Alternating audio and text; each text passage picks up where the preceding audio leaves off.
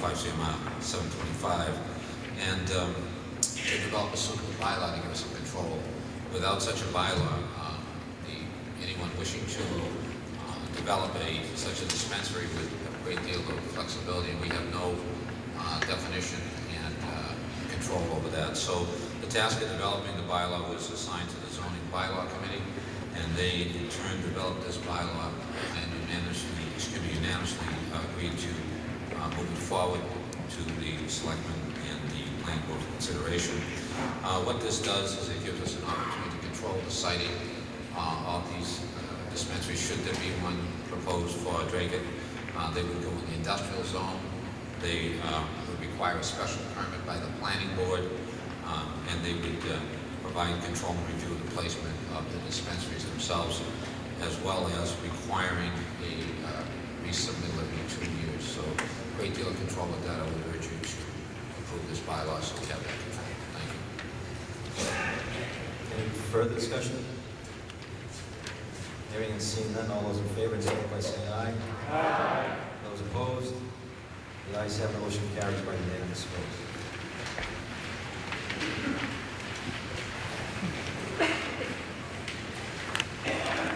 Let me point out for a moment, Mr. Crowley happens to be one of the longest serving committee members in the town of Dracut, I believe. He's been the chairman of the zoning board of appeals for as long as I can remember. Does a fine job at it, as I like to say.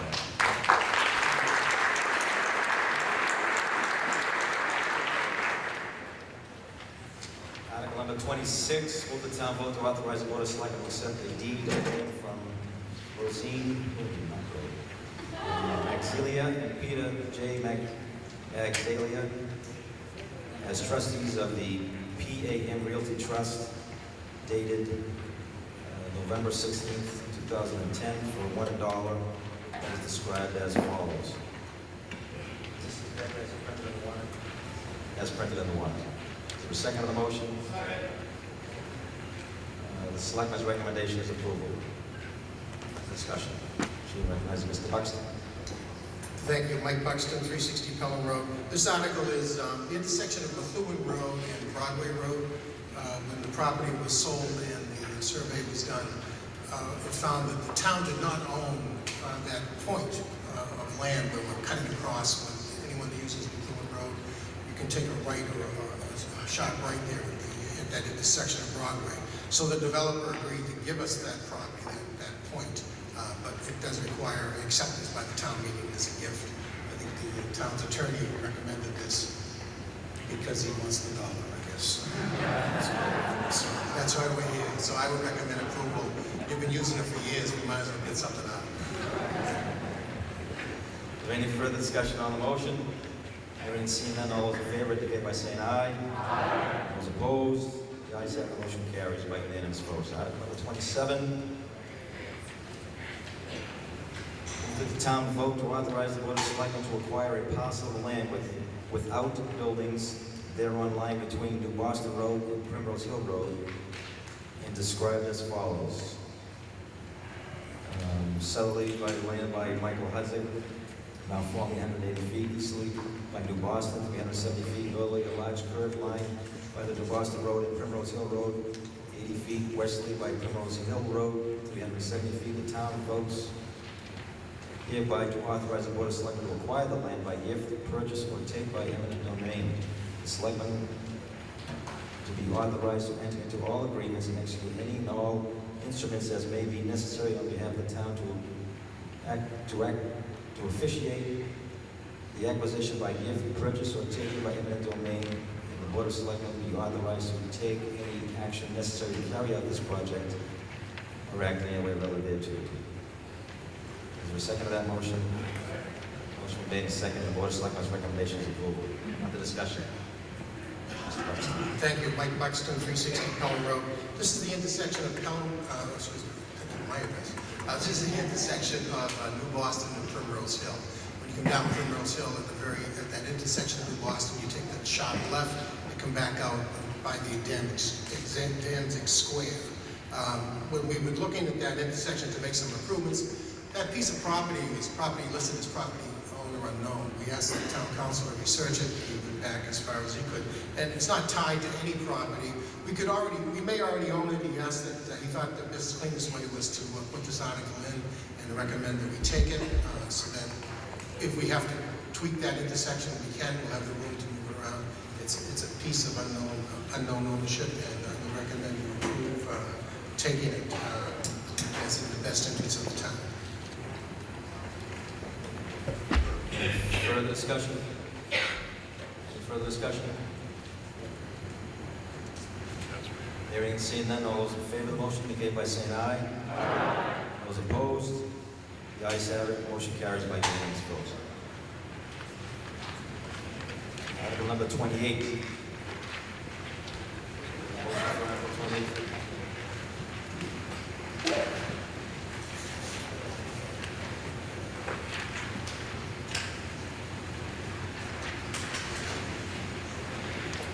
Move that the town vote to accept the proposed charter changes as printed in the warrant, excluding Article 6, Section 7, Section 6. Article 6, Section 6. So move that the town vote to accept the proposed charter changes as printed in the warrant as quite lengthy, excluding Article 6, Section 6. Is there a second to that motion? Motion made and second. The Board of Selectmen's recommendation is approval. Committee on Government Rules recommendation is approval. We are now under discussion. Town Council, Mr. Hall, here to speak on this. Good evening, I'm Jim Hall, Town Council. Give you a little history of this situation. About a year and a half ago, the selectmen had been talking about it for several years, decided to review the charter. The charter was established, I believe, in 1986, and little or nothing has been done since then. In order to effectuate these changes, the selectmen voted to have a committee formed, a charter committee, which was formed with 8 or 10 members of the community. They voted to appropriate money to have the Collins Center from the University of Massachusetts help us in that engagement. The Collins Center reviewed our charter in its entirety, came up with about 35 to 40 proposed changes. The charter committee met probably monthly for 6 or 7 months, maybe 2 or 3 hours meeting, and culled down those 35 to 40 changes to 17 changes. Then the selectmen stepped in under the law. Since October, just about every one of our meetings, we reviewed these proposed changes and went from October right up until last month, and we culled the changes down to 16 changes. And so now these changes are proposed to the town meeting, and you're probably asking, what does that really mean? It doesn't mean that you're going to vote tonight to change the charter. You do not have the legal authority to do that, nor did the committee, nor did the selectmen. But it's part of a process, so that we can move the process along. We need a vote of the town meeting to approve these changes. If the town meeting approves these changes, we'll then send them along to the Attorney General. We'll have 4 months to review them for their legality, to make sure they're legal, to make sure we did the job right. And then they'll send it back to the selectmen, and it will become part of the ballot in the next municipal election, I believe in May. So you'll see all 16 of these proposed changes on the next ballot. So tonight, you're not voting these changes. I don't think it necessitates a step-by-step review of each one of the changes unless the meeting would like me to go through that. But it will just push the process along. The clerk has developed a handout which is very, very exhaustive and thorough and simple, and explains all of the changes. We'll have seminars, we'll have meetings, it'll be on the website. So come May, everyone will know what they're voting on, and you can vote for all 16 of them. You can vote for 15 and not the 16th one. You can pick and choose which ones you want.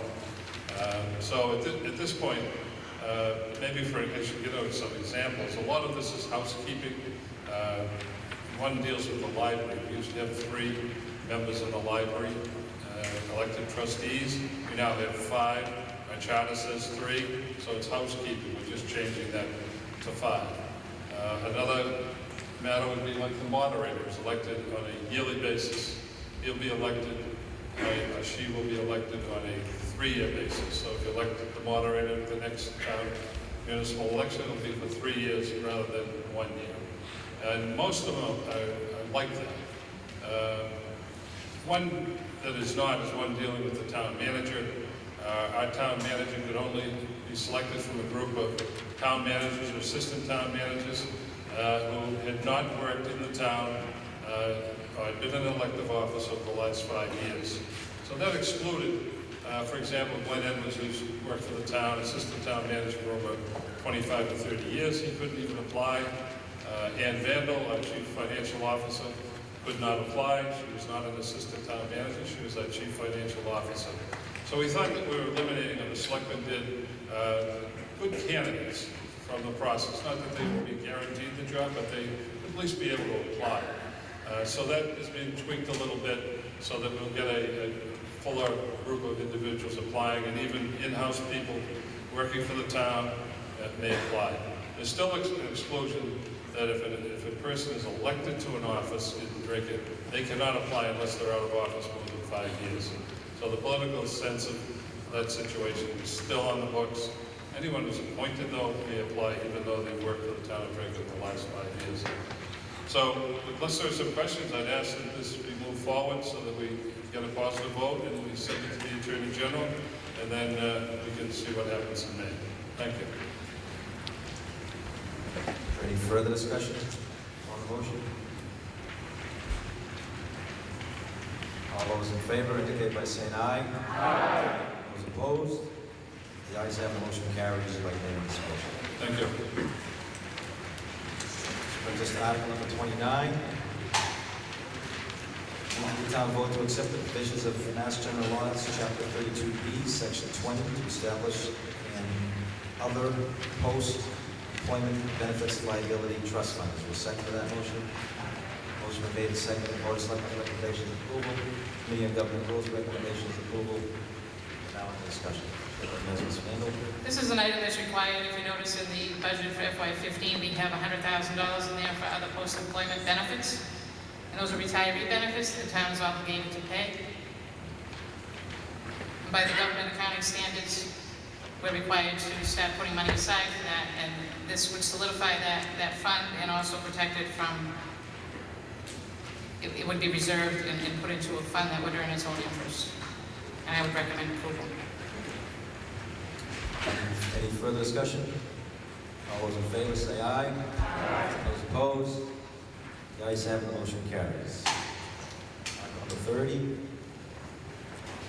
Move that the town vote to accept the provisions of Massachusetts General Laws, Chapter 40, Section 58, Clause 56, for the purpose of imposing a lien on real property for any unpaid Massachusetts non-criminal fire code violations, Chapter 148A and 527 CMR.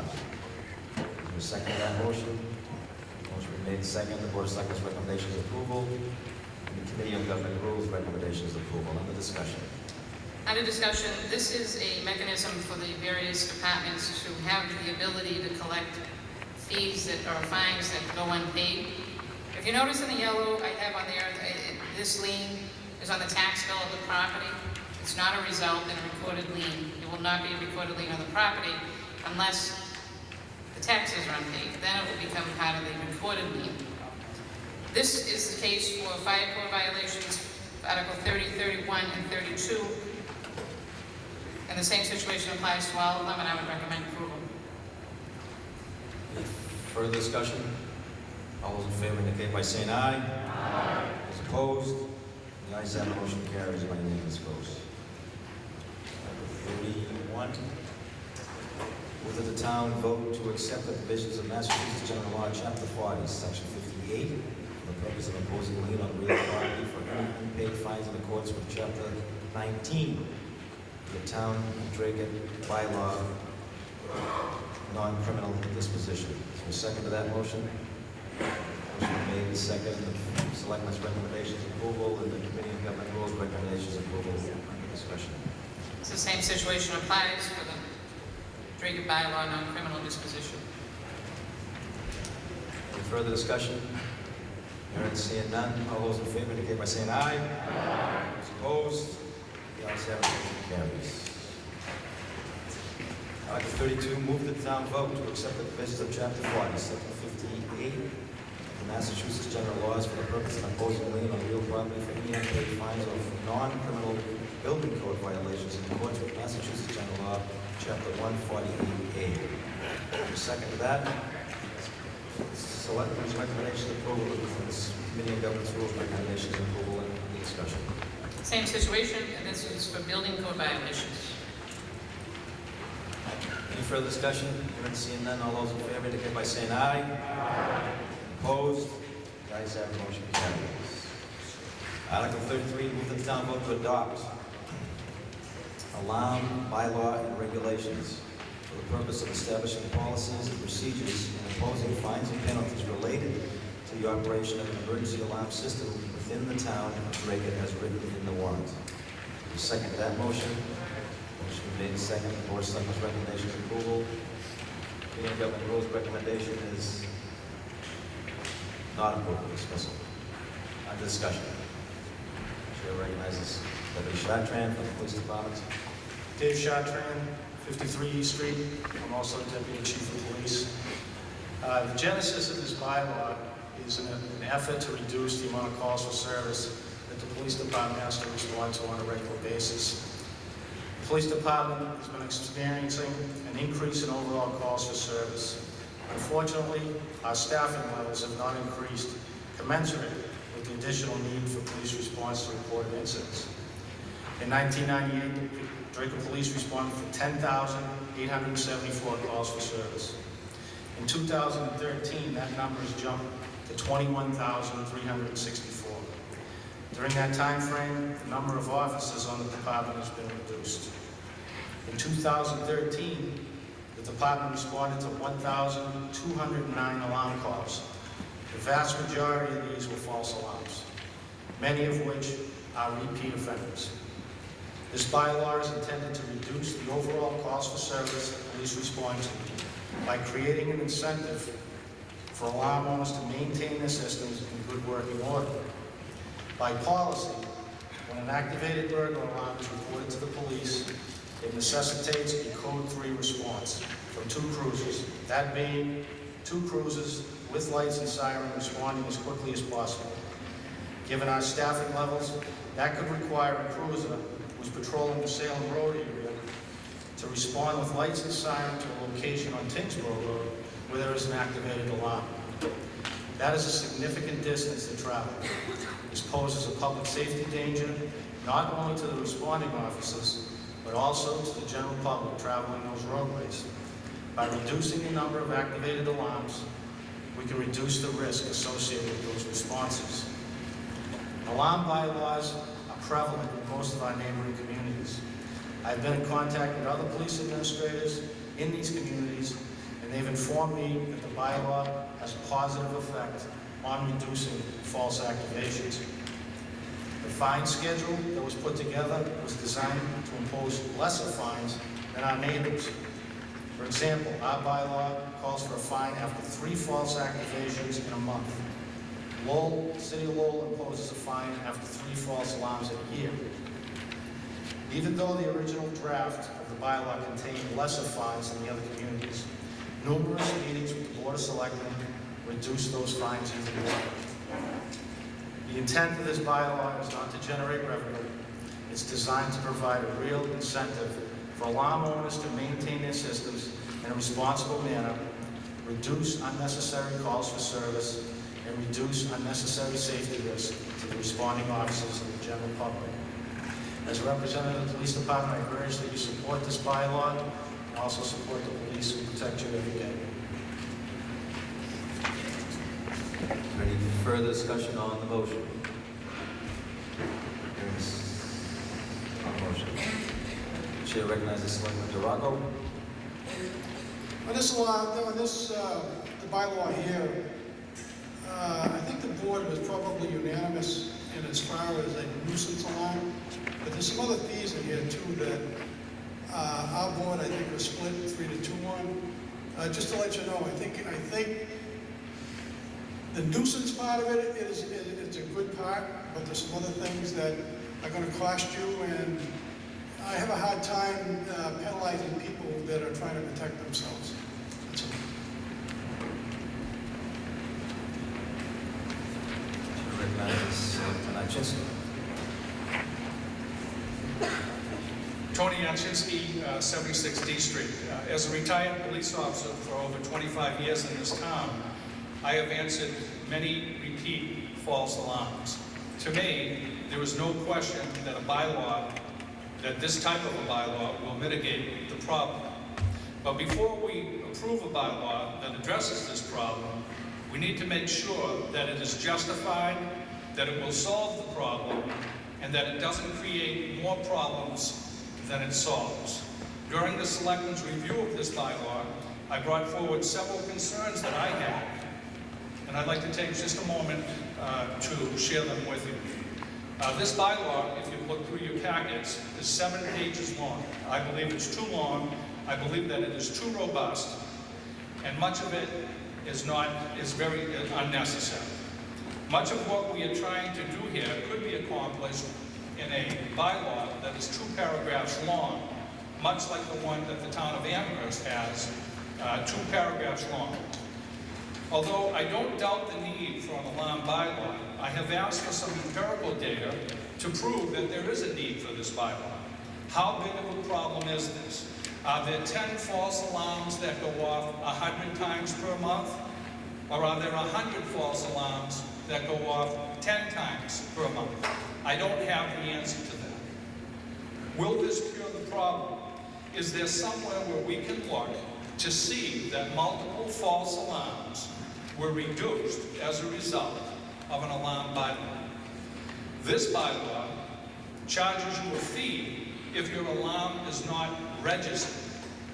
If you look under Article 33, Section K, and if your permit is revoked, if you do not go to the police station to get a permit, and it's revoked, it encourages people to actually disconnect their alarm under 33, Section N.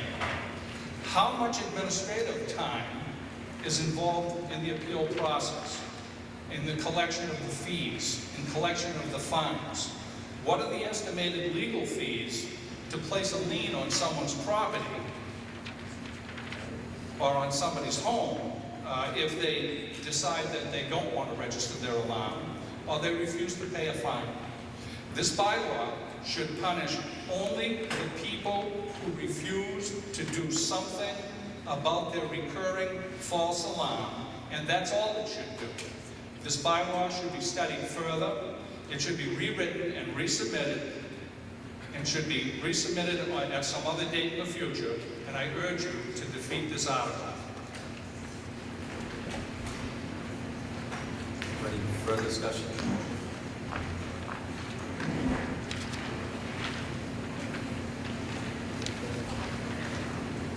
Dave Chartrand, 53 East Street, Deputy Police Chief. There's been a lot of criticism of this bylaw from certain factions. It's been criticized for being too lengthy, too comprehensive.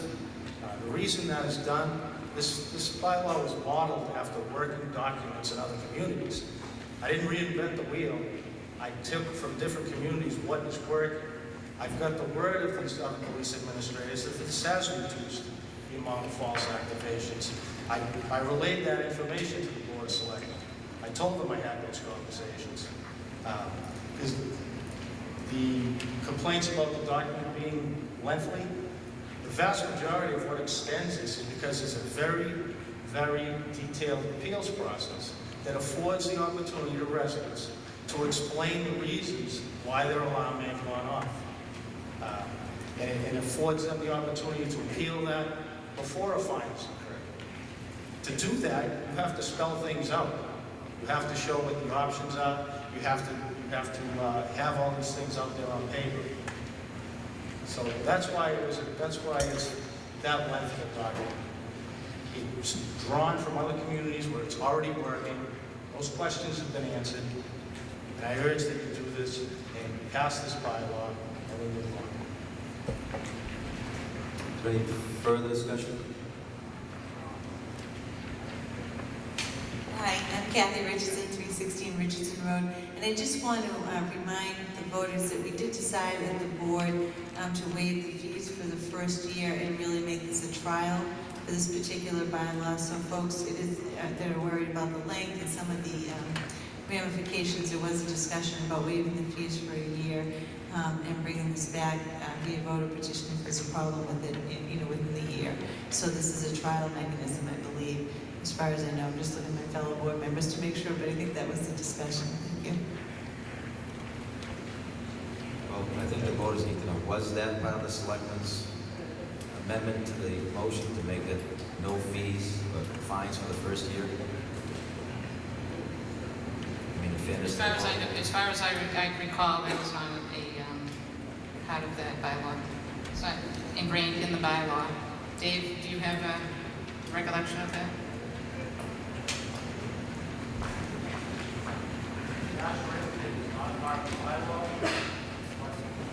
As an educational process, the police department would certainly be working with all residents. This would be an educational process that would start from the introduction of this to the community. Obviously, people would be informed of what the bylaw is before there would be any type of imposition of any fines. Everybody would be educated, everybody would be provided the information.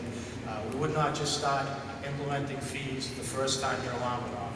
Again, if you look at this bylaw, fines begin to be imposed after 3 activations in 1 month. That's excessive.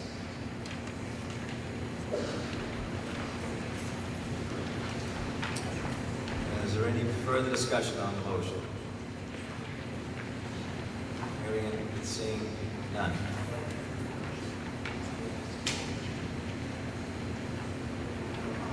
Do we have further discussion on the motion? No? Yes.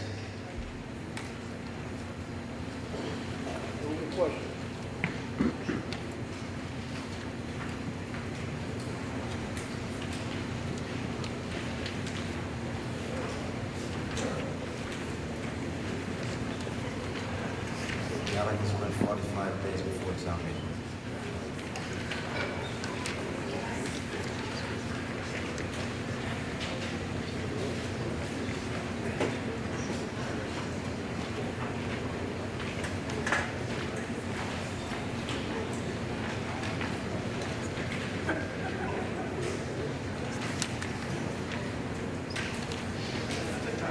So,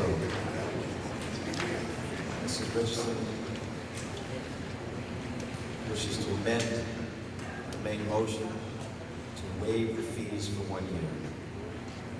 So, let's have a little bit of a clarification for the sake of the voters. If it were to pass, the implementation date would be what?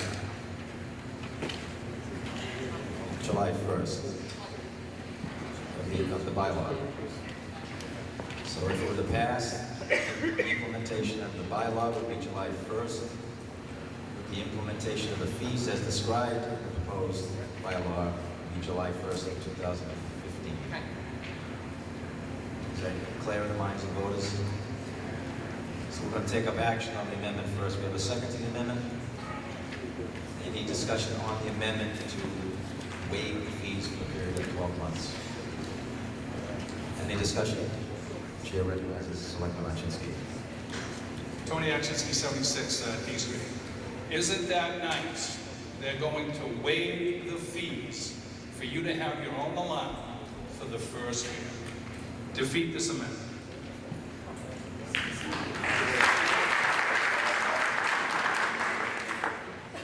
Is there any further discussion on the amendment? We have to take up action on the amendment first. Any further discussion on the amendment to waive the fees for a period of 1 year? Hearing and seeing no further discussion, we're now acting on the amendment only. All those in favor of the amendment to implement a 12-month waive of the fees, indicate by saying aye.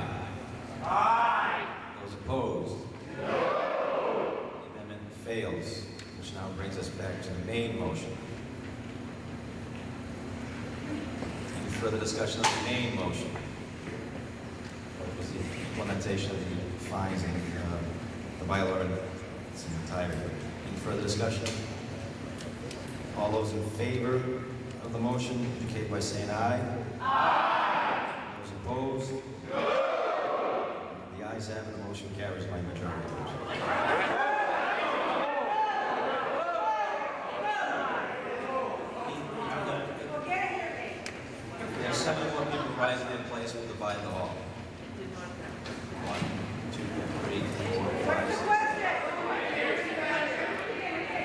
relax. Decision, the chair's been challenged, and that's fine. We're not going to divide the hall.